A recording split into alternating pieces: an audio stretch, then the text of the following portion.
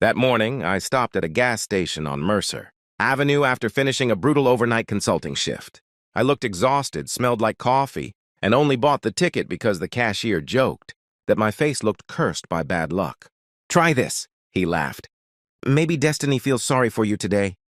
His name was Reuben Alcott, a Jamaican immigrant in his 60s, who always spoke like every sentence, carried hidden wisdom. I almost refused the ticket because I rarely gambled. My father used to say lotteries were taxes designed for desperate people. Still, something convinced me to buy it. Maybe exhaustion weakens logic. Maybe fate enjoys disguising itself as coincidence. I forgot about the ticket entirely until lunchtime. At exactly 1:17 p.m., while sitting inside my car overlooking the Chicago River, I scanned the numbers through the state lottery application. The loading wheel spun for 3 seconds. Then the screen flashed gold. Jackpot winner, 80,000. At first I laughed because I assumed the application had malfunctioned. Then my chest tightened. My fingers started trembling so violently that the phone nearly slipped onto the floorboard. I scanned the ticket again. Same result. Again, same result. The world outside suddenly looked unreal. Pedestrians crossed the bridge. Boats moved through the river. Construction workers yelled across the street.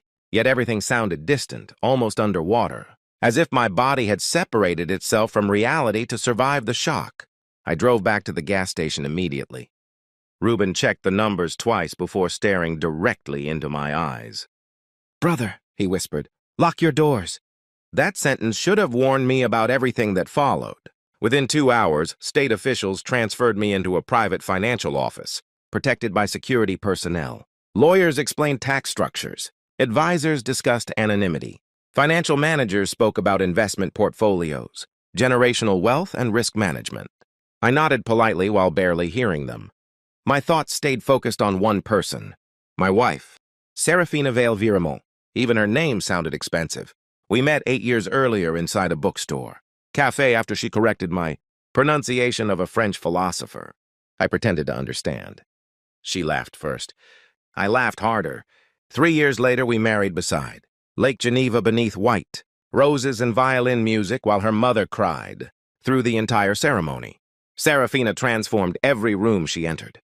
She understood fashion, posture, conversation, social pressure, and emotional manipulation better than anyone I had ever known. At the time, I considered those qualities attractive. Looking back now, I realize charm and performance often resemble each other so perfectly that people confuse them for authenticity. Still, I loved her completely. And that afternoon, I wanted to surprise her. Not through a phone call, not through a text message. I wanted a memory. Something cinematic, something impossible to forget. After leaving the financial office, I visited Maison Laurent, one of the most expensive luxury boutiques in Chicago. 6 months earlier, Serafina had paused outside that exact store and stared through the window at a limited Louis Vuitton collection bag. "You know," she whispered back then, "some women would cry over this." I remembered her exact tone, soft, dreamy, hungry, so I bought the bag immediately. The saleswoman wrapped it carefully in gold tissue paper before asking if there was a special occasion. "My wife deserves the world," I answered. She smiled politely. But now I wonder how many men before me said the exact same thing while unknowingly standing at the edge of destruction. Next, I ordered 200 imported pink roses because pink was Serafina's favorite color. She once told me pink represented softness surviving inside cruel environments. At the time, I thought the statement sounded poetic. Years later, I finally understood its real meaning. Pink also hides stains well. Around 4:30 p.m., I contacted a luxury automotive company that specialized in celebrity deliveries. They transported a customized pink Brabus SUV directly to Valthera Medical Logistics headquarters. Employees immediately gathered outside to photograph the vehicle. Phones appeared everywhere. Strangers smiled at me. One man shouted, "Whoever your wife is, she better never leave you." The irony nearly makes me laugh now. I stood beside the SUV wearing my navy suit, holding flowers in one hand and the designer bag in the other while sunlight reflected across the glass towers surrounding us. For a brief moment, I truly believed life had become perfect. Money, marriage, success, freedom, everything finally aligned. Then I noticed something strange. Employees inside the building were not focused on the vehicle anymore. They were focused deeper inside the executive hallway. Some looked uncomfortable. Others looked entertained. One woman quietly raised her phone and started recording. A pressure formed inside my chest. I walked toward the glass entrance slowly, hearing the soft echo of my own footsteps against the polished floor. The hallway lights reflected across the windows like strips of white fire. Somewhere nearby, somebody laughed. A man's laughter. Then Serafina's voice answered. "You worry too much, Lucienne," she said softly. Kyle still thinks I'm obsessed with him. My entire body froze. The roses shifted in my grip. For one desperate second, I convinced myself there had to be another explanation. Maybe she was discussing a client. Maybe I misunderstood the context. Human beings are experts at lying to themselves when the truth feels unbearable. Then the male voice answered, "After tonight, you won't need him anymore anyway." Silence followed. Then kissing sounds. Slow. Comfortable. Experienced. Not nervous. Not guilty. Comfortable. And that single detail destroyed me more than anything else. Because comfort means repetition. Comfort means history. Comfort means betrayal did not begin that afternoon. I pushed the office door open slowly. Serafina stood pressed against the wall inside Lucien Duval's arms. Lucien was Valthera's senior operations executive, a married millionaire she previously described as annoying but harmless. His hands rested confidently around her waist while her fingers touched, his chest with intimate familiarity. Neither of them noticed me immediately. That gave me enough time to see the truth clearly. No confusion. No misunderstanding. No manipulation. Just reality. The bouquet slipped from my hands first, then the Louis Vuitton bag. The sound echoed across the marble floor loud, enough for nearby employees to turn toward us. Serafina looked up instantly. I will never forget her expression.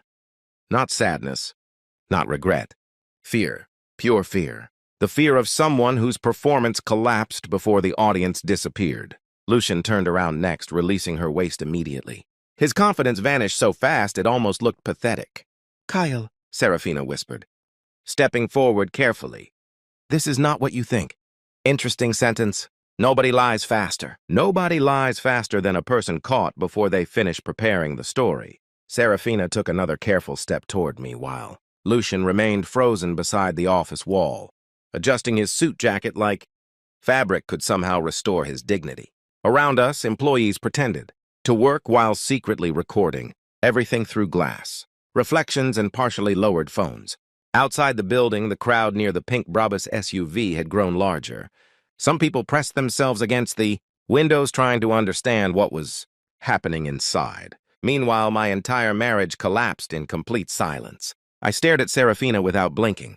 8 years together suddenly replayed through my head differently, as if betrayal had rewritten every memory retroactively. Conversations I once ignored now sounded suspicious. Late business meetings, girls' trips, private phone calls she always took on balconies. Tiny details became evidence once the illusion disappeared. "Kyle," she whispered again, "please let me explain." Interesting word. Explain. Human beings use explanations when they believe reality sounds too ugly to survive by itself. Lucien finally cleared his throat and stepped forward with artificial confidence. "This situation looks inappropriate, but I think we should discuss this privately." I almost laughed. The arrogance fascinated me. He had been sleeping with another man's wife while standing inside the office funded by employees who respected him, yet he still spoke like an executive controlling a meeting agenda. I looked directly at him for the first time. Lucien Duval was the type of man magazines described as powerful, expensive haircut, tailored navy suit, perfect posture, controlled voice. Men like Lucien survive by understanding appearances better than morality. They know confidence intimidates people long enough to avoid consequences, but confidence disappears quickly once shame enters the room. "You should move your hand away from her," I said quietly. Lucien immediately released Serafina's waist. That detail mattered. Strong men challenge other men. Cowards calculate risks. And Lucien had already realized the situation was becoming dangerous socially, financially, and publicly. Serafina suddenly grabbed my wrist.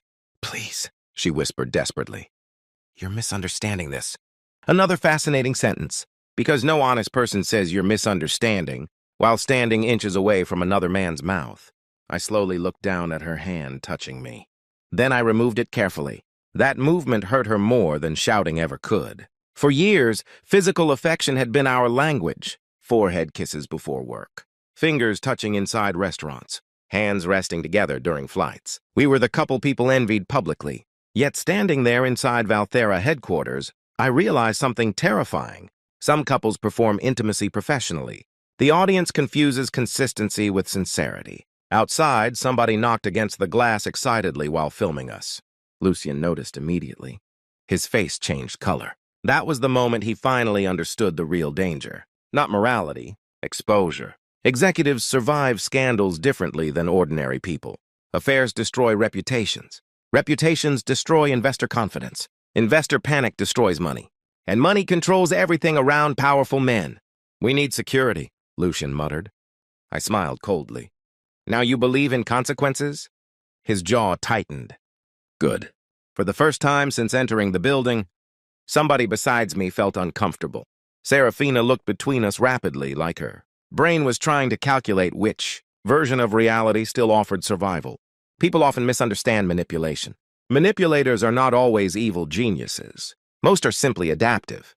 They change emotions depending on circumstances. Victim when cornered, romantic when needed, cruel when safe. Serafina possessed that talent naturally. Tears suddenly formed in her eyes. Perfect timing. If you would just listen... Did you love him? I interrupted calmly. The question shocked her. Because emotional people expect screaming. Silence terrifies them more. Lucien looked toward the hallway nervously. Employees had completely stopped pretending to work. Several stood openly watching now. One woman covered her mouth dramatically, while another continued recording, without shame. Corporate buildings are strange ecosystems. People act professional until real human disaster appears. Then everybody becomes an audience. Kyle, Serafina whispered, please don't do this here. That sentence confirmed everything. Not denial. Not outrage. Damage control. I glanced toward the floor where the roses and Louis Vuitton bag rested beside. Scattered petals. The sight almost made me sick. 30 minutes earlier, those gifts represented love. Now they looked embarrassing. Expensive evidence of stupidity. A security guard finally approached from the lobby. Young. Nervous. Confused. Sir, he said carefully, is everything all right here? Before anyone answered, a woman outside shouted loudly enough for everybody inside to hear. He bought her the pink truck. The crowd reacted immediately. Phones lifted higher. People started filming the Brabus SUV, again before turning their cameras back toward us. Lucien's face hardened. He finally understood how catastrophic this looked publicly. Millionaire executive caught with employee's wife moments. Before she receives luxury gifts outside corporate headquarters. Disaster. Pure disaster. Then Serafina made the biggest mistake of her life. She looked at the SUV. Not at me. Not at our marriage. The vehicle. Her eyes widened with genuine excitement, before she quickly tried hiding the reaction. Too late. I saw it. And once you see greed clearly, you can never unsee it again. For years, I thought Serafina wanted emotional security. Standing there, I realized she simply wanted upgraded luxury. And suddenly every expensive dinner, every social climbing friendship, every strategic compliment she gave wealthy people made perfect sense. Lucien noticed her reaction too. That terrified him more than me. Because men like Lucien understand women like Serafina very well. They know loyalty attached to luxury eventually follows the highest bidder. A terrible silence filled the office. Then my phone vibrated. Unknown number. I answered automatically without breaking eye contact with either of them. Mr. Viermont? A professional female voice said. This is Celestine Marr from Illinois Lottery Financial Services. We finalized the first transfer authorization for your winnings. Congratulations again on the $80 million. Nobody moved. Nobody breathed. Serafina's face drained completely. Lucien stared directly at me. The employees nearby looked ready to explode, and suddenly I understood something important. The affair hurt. But the timing transformed betrayal into humiliation, because fate had allowed them to reveal themselves before touching a single dollar. And honestly, that might have saved my life. I ended the call slowly while the office remained silent. Even the crowd outside seemed quieter now, as if $80 million had changed the air around us. Serafina looked at me differently after hearing the number.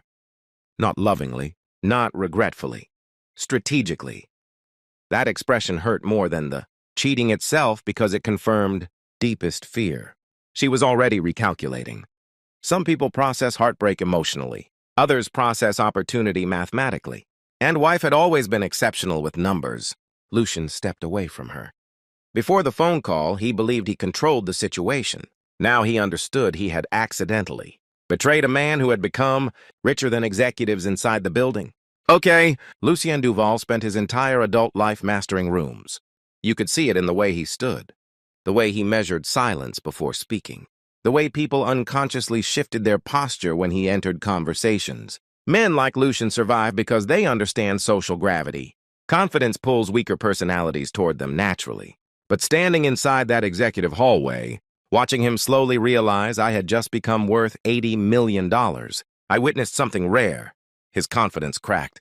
Not publicly, not dramatically. Subtle cracks, tiny fractures around the eyes, longer pauses between breaths, a delayed response time. Powerful people panic quietly. Serafina noticed it too, and suddenly her body language changed completely. That was the moment I truly understood her. Before the lottery phone call, she stood close to Lucien instinctively. Her shoulders angled toward him. Her posture felt connected to his energy. But after hearing the number, she shifted unconsciously back toward me. Not enough for ordinary people to notice. But heartbreak sharpens observation. Every movement becomes evidence. Cale, she whispered carefully, can we please go home and talk privately? Home. Interesting choice of word. Because 20 minutes earlier, she was pressed against another man. Inside a corporate office without worrying about privacy at all. I stared at her silently. Outside the building, the crowd kept growing around the pink Brabus SUV. Somebody had apparently posted the scene online because random pedestrians now stopped specifically to record videos. Through the glass entrance, Chicago moves quickly when drama appears beside wealth. The security guard looked overwhelmed. Employees pretended not to stare while staring directly at us. Lucien finally adjusted his cufflinks and attempted regaining authority. I think everybody here is emotionally overwhelmed, he announced calmly. This conversation should continue elsewhere. Nobody moved. Nobody obeyed. Because authority only works when people still respect you, and respect disappears instantly once hypocrisy becomes public. A woman near the accounting offices suddenly muttered, "Oh my God," while looking at her phone screen. Seconds later, several employees checked their own devices simultaneously. Then I heard it. My own voice, echoing from somebody's phone speaker. The video had already spread online. The flowers falling, Serafina panicking, the lottery phone call, everything. Lucien closed his eyes briefly. He understood modern humiliation perfectly. Scandals no longer stay inside buildings. They become content. I slowly bent down and picked up the Louis Vuitton bag from the marble floor. The roses remained scattered beside my shoes like evidence from a crime scene. Serafina watched me carefully, probably hoping the gesture meant reconciliation. Instead, I walked directly toward Lucien. The hallway became completely silent. Even the elevators sounded louder. Lucien straightened instinctively as I stopped inches away from him. Up close, he smelled like expensive cologne and stress. Then I handed him the bag. Confusion crossed his face. "What is this?" he asked cautiously. I smiled without warmth. "Since you were enjoying my wife already," I said quietly, "you might as well finance her too." Several employees gasped immediately. Serafina looked horrified. Lucien didn't touch the bag. Good decision, because accepting luxury gifts from another man during an affair might have become the most humiliating photograph of his career. "You're angry," Serafina whispered desperately. "You're saying things you don't mean." That sentence almost made me laugh. People love calling honesty anger once truth becomes uncomfortable. I looked directly at her wedding ring. Platinum. Oval diamond, custom designed in Geneva. I spent 8 months saving for it before proposing beside Lake Michigan during winter snowfall. At the time, I believed sacrifice strengthened love. Now I realize sacrifice only impresses people capable of appreciating loyalty. Serafina slowly removed the ring from her finger. Not dramatically, carefully, as if she feared sudden movements might destroy whatever chance still existed. Then she held it toward me. Employees nearby looked completely frozen now. The hallway no longer felt like an office. It felt like theater. Real pain always attracts audiences, because people secretly compare other tragedies to their own lives. "I made mistakes," Serafina whispered, "but I love you." There it was. The oldest emergency sentence in human history. I love you. Fascinating phrase. People use it before betrayal, during betrayal, after betrayal. Some even use it while destroying someone completely. I stared at the ring in her hand without touching it. Then I asked the question that truly mattered. "When were you going to tell me?" Silence. Her eyes shifted away instantly, and that hesitation answered everything. Because honest people answer painful questions immediately. Liars search for safe versions first. Lucian suddenly interrupted. "Kyle, this situation became emotional long before today. Nobody intended to hurt you." I looked at him slowly. Nobody intended to hurt me? He swallowed visibly but continued anyway. "You and Serafina were already struggling." That statement shocked me, not because it was true, but because they discussed my marriage, together deeply enough for him to weaponize private information. That realization hurt differently. Affairs are terrible. Shared intimacy is worse. Somewhere outside, police sirens echoed faintly through downtown traffic while reporters began arriving near the SUV. Apparently, local social media pages had already reposted clips from inside the building. The internet transforms humiliation into entertainment faster than human beings. Emotionally processed trauma. A young intern accidentally dropped her coffee while staring at us. Nobody reacted. Everybody remained focused on the disaster unfolding inside the executive hallway. Then Serafina made another mistake. She touched my chest softly, not romantically, strategically. "You know me," she whispered. "You know my heart." Wrong. That was the entire problem. I thought I knew her. But the woman standing before me looked unfamiliar now, almost professionally manufactured. Her tears appeared beautiful instead of messy. Her voice remained controlled despite panic. Even heartbreak itself seemed curated carefully for maximum sympathy. Suddenly, I remembered something my grandfather once told me as a child. Never trust people who stay elegant while destroying others. At the time, I thought he sounded bitter. Now I finally understood. Real guilt disorganizes people. Real shame breaks composure. But Serafina still looked beautiful, even during collapse, especially during collapse. That terrified me, because it meant manipulation had become instinctive for her. I stepped backwards slowly, creating distance between us for the first time since our wedding day. The movement destroyed her emotionally more than screaming ever could. "Kyle," she whispered, voice trembling now, "please don't leave like this." I looked around the hallway one final time. The employees, the phones, the scattered flowers, Lucian standing silently beside the office wall, the woman I once planned to build children, and memories with staring at me like survival depended on my next sentence. Then I finally understood something important. Winning $80 million did not ruin my marriage. It saved me from spending the rest of my life funding a performance disguised as love. And honestly, that realization felt more valuable than the money itself. I removed my wedding ring slowly. The metal felt strangely cold against my skin. Serafina's breathing became uneven immediately, because deep down, manipulators always know the exact second control disappears forever. Then I placed the ring gently inside the Louis Vuitton bag still hanging from Lucian's frozen hand, and walked away without looking back once. Outside, cameras flashed everywhere. But for the first time all day, I no longer cared who was watching anymore. The strange thing about public humiliation is that it follows you home before you arrive there yourself. By the time I reached my penthouse overlooking the Chicago River, clips from Valthera Medical Logistics had already spread across social media pages, gossip accounts, corporate forums, and local news channels. Somebody added dramatic music behind the footage of the flowers falling. Another account zoomed into Serafina's, faced the exact moment the lottery phone call revealed. The $80 million. Millions of strangers suddenly had opinions about my marriage. Some supported me, some mocked me.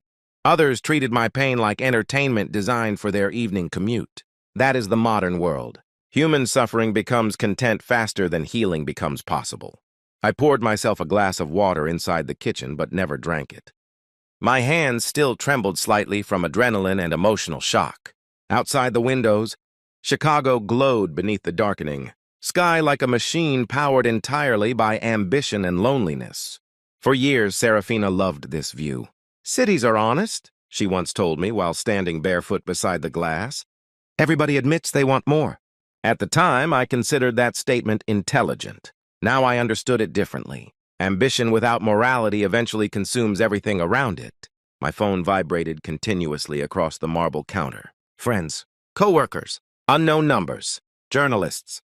I ignored all of them. Then another notification appeared. Serafina. 3 words only.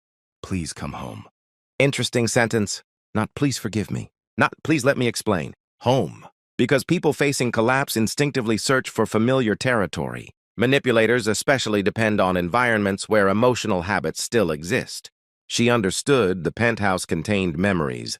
Routines, smells, lighting, photographs. Shared laughter, vacations, anniversaries, late-night conversations, apologies, intimacy. She hoped nostalgia would weaken logic. Unfortunately for her, betrayal permanently changes how memory feels. At 8:42 p.m., the elevator doors opened quietly behind me. Serafina entered the penthouse, slowly wearing the same cream-colored outfit from earlier. Her mascara had faded slightly now, but somehow she still looked composed enough for magazine covers. Some people remain aesthetically beautiful even while emotionally destroying lives. She stopped near the kitchen island. For several seconds, neither of us spoke. Then she finally whispered, "You blocked my number." I nodded once. "You embarrassed me publicly," she continued softly. That sentence fascinated me so deeply I almost smiled. Not I hurt you, not I betrayed you. I embarrassed her publicly. Victimhood had already returned naturally. I leaned against the counter carefully. "You cheated publicly." Her eyes filled with tears immediately. "I never wanted this to happen." Another lie. Affairs require hundreds of decisions. Text messages, meetings, excuses, deleted conversations, private jokes, secret touches. Nobody accidentally builds betrayal over time. Serafina stepped closer carefully. "You don't understand what Lucian is like." "There it is," I interrupted quietly. "What?" "The transfer of blame." Her face tightened instantly. People hate when manipulation gets identified aloud because exposure weakens emotional control. "He pursued me aggressively," she whispered. "And you resisted by kissing him inside his office?" Silence. Real silence this time, the kind that appears when excuses finally collapse completely. I walked toward the massive windows overlooking downtown while speaking calmly. "You know what hurts most?" She didn't answer. "It's not even the cheating anymore." Her breathing slowed behind me. "It's realizing you were already calculating outcomes before getting caught." "That's not true." I turned toward her immediately. "Then why did your eyes light up when you saw the Brabus outside?" The question hit perfectly. "Because guilt reacts strongest to accuracy." She looked away instantly, exactly like earlier, and suddenly everything connected. The luxury bags, the networking dinners, the obsession with status, the social media performances, the subtle disappointment whenever I prioritized stability over extravagance. I had mistaken material hunger for ambition. Huge difference. "Did you ever actually love me?" I asked quietly. Her answer arrived too fast. "Of course I did." Did. Past tense. Interesting. She realized the mistake immediately afterward, but it was too late. Truth escapes accidentally when emotions panic. I laughed softly for the first time all day. Not happily, just tired. "You know what's terrifying?" I said. "If I never won the lottery today, you probably would have continued pretending forever." "That's not fair." "No," I replied calmly. "Fair would have been honesty before betrayal." Serafina's tears finally became genuine then, because reality had shifted permanently, not emotionally, financially, strategically, psychologically. Everything changed once she realized reconciliation. No longer guaranteed access to my future. And for the first time since we met, she looked truly afraid of losing control. Outside the penthouse windows, helicopters moved across the skyline while traffic lights reflected against the river below. Somewhere inside the city, strangers still discussed us online like fictional characters instead of real people. Then Serafina asked the question she probably rehearsed during the elevator ride upstairs. "What happens now?" Simple question. Complicated answer. I stared at her for several seconds before responding. "Tomorrow morning, my legal team begins separation procedures." Her face drained completely. "You're serious?" I almost laughed again. The astonishing thing about betrayal is how shocked cheaters become once consequences arrive. Yes, I answered quietly. I'm serious. She walked closer desperately. We can fix this. No, I replied. You can survive this. Different thing. That sentence broke her emotionally harder than anything else I had said all day, because survival means the relationship already died. For several seconds, she simply cried silently while standing beneath the soft kitchen lights where we once cooked pasta together at midnight after wine tastings downtown. Memory transforms ordinary locations into emotional graveyards after heartbreak. Then she whispered something I will never forget. I didn't think you'd leave. Honest. Finally. Brutally honest. Not because she regretted betrayal, because she miscalculated tolerance. That realization healed something inside me instantly. You cannot rebuild trust with someone who considered your loyalty permanent, regardless of pain inflicted. I walked toward the hallway closet and removed a small, black velvet box from the top shelf. Inside rested the second surprise I planned giving her that afternoon, a pair of diamond earrings custom designed in Monaco. Serafina stared at them silently. Then at me. Then back at the jewelry. I placed the box gently on the counter between us. For a few hours today, I said calmly, I truly believe making you happy was the greatest moment of my life. Her tears fell harder immediately. But honestly, I continued quietly, discovering the truth before giving you everything was probably the luckiest thing that ever happened to me. The penthouse became completely silent. No manipulation, no excuses, no performances left, just reality standing naked between two people who suddenly understood each other perfectly for the very first time. Then I opened the front door slowly, and Serafina Vale-Viramont finally realized the $80 million lottery ticket was never the reason our marriage ended. It simply revealed the exact price she was willing to betray it for.